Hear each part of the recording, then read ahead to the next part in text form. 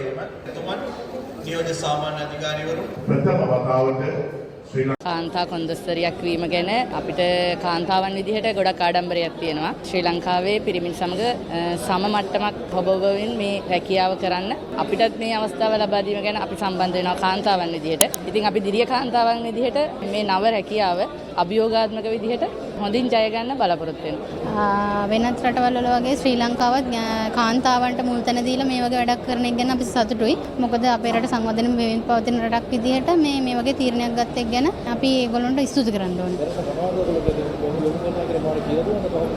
අපිට තාම මේ පිළිබඳ දැනුම් දීමක් කරලා නැහැ. ඒ වුණාට අපිට ලැබෙන ඕනෑම තැනක අපි සේවය කරන්න බැඳිලා ඉන්නවා.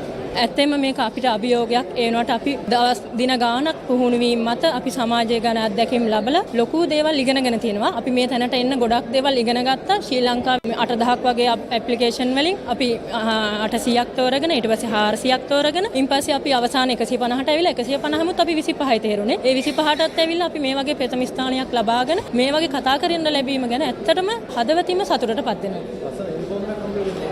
ඇත්තටම මේ වගේ යුනිෆෝම් එකක් ලබා දීම කනවත් අපි සතුටු වෙනවා. මොකද ඒකට අපිට කාන්තාවක් විදිහට මේ ඉතා අපිව අනාගතයේ සමාජය අපිව දැනුම් අරගෙන තවත් මෙතනට එන්න බලාපොරොත්තු වෙලා ඉන්න අයට නවක අරවීමක් කරන්න අවස්ථාවක් ලැබෙනවා කියලා හිතනවා.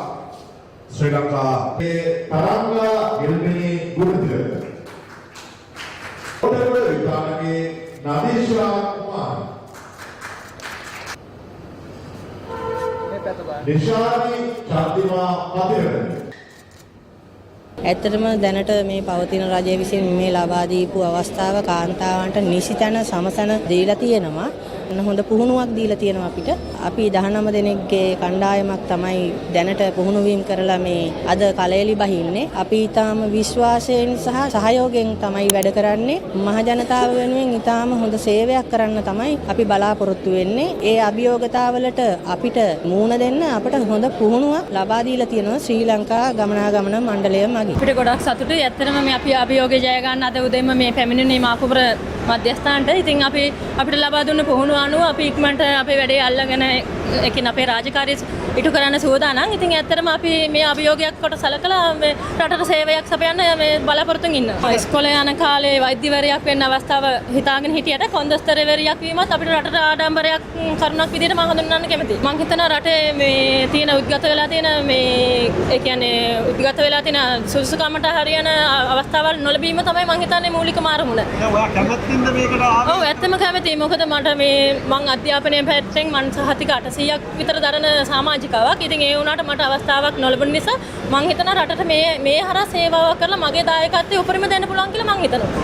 ගෙදරින් කොහමද මේ සපෝට් එක? ගෙදරින් මහත්තයාගෙන් මාවගෙන් සහයෝගය ලැබෙනවා. මට පොඩි දරුවොත් ඉන්නවා. ඒ වුණාට මං ඒ හැමදේම කැප කරලා මගේ රට වෙනුවෙන් මගේ අනාගතය මේ හැමදේම මං අනාගතේ පරපුරට ඉස්සරහට එන්න අයටත් අවස්ථාව දෙන්න තමයි මම මේ නැගිටලා කාන්තාවක් විදියට ඉදිරිපත් වෙන්නේ.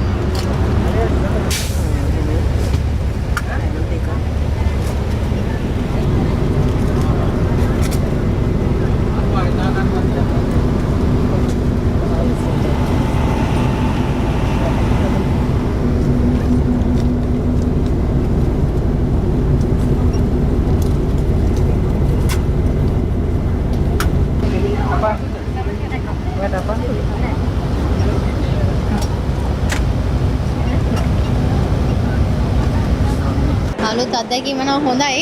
පොඩි චකිතයක් තියෙනවා පළවෙනි දවස නිසා. බලමු හිතනවා කරගන්න පුළුවන් වෙයි කියලා. එදා පත්වීම දුන්නාට පස්සේ අද තමයි ඉස්සල්ලාම අපි මෙතනට එක්කගෙන ආවේ ටිකට් කරන්න. බලමු නේද ඉතින්. දැන් මොනවද ඉස්කෝලේට කාලේ මොනවද බලාපොරොත්තු තිබ්බේ? ඉස්කෝලේ යන කාලේ ඉතින් එක බලාපොරොත්තු තිබ්බා.